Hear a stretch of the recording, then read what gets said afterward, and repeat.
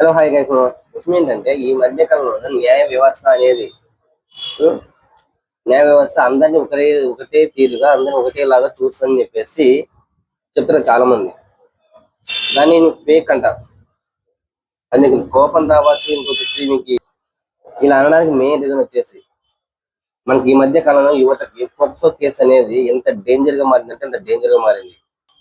కానీ ఆ POCSO case కూడా అంటే రివర్స్ చేసి తీరు రాయొచ్చు అనేది ఇప్పుడు ఉంది.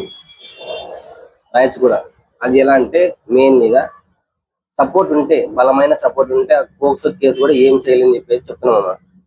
మరి మీరు ఎంతమంది దాంట్లో అవునంటే కామెంట్ చేయండి పోయా. ఇంకొచ్చేసి ఈ మధ్య కాలంలో బండి భగీరథ్ అనే పేరు చాలా మంది వింటారు. అంటే ఒక అమ్మాయి కేసులో పోక్సో కేసు పడిందని చెప్పేసి చాలా మంది విన్నారు కదా.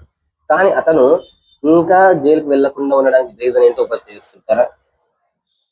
నేను చెప్తా. అదేంటంటే ఒక పొలిటీషియన్ కలుసుకున్నాడంటే నువ్వు జైల్లో కాదు ఎక్కడైనా కూడా జైల్లో ఉన్నా కూడా బయటించగలదు. ఓకే, ఇప్పుడు కూడా మెయిన్ వచ్చేసి బండి భగీరథ్ అనే బీజేపీ పార్లమెంట్ బీజేపీ మెంబర్షిప్ అనమాట కొడుకు బండి భగీరథ్. నేను సామాన్యంగా జైలు శిక్ష పడదు. ఎందుకంటే ఇంకా పొలిటీషియన్ మనకు జైలు గీలు పట్టించుకోవాల్సిన అవసరం లేదు. ఎందుకంటే ఎంతమంది పెద్ద పెద్ద కేసున్న వాళ్ళు పొలిటీషియన్లు అయి మన దేశాన్ని వెళ్తున్నారు. అలాంటిది ఈయనంట. ఓకే,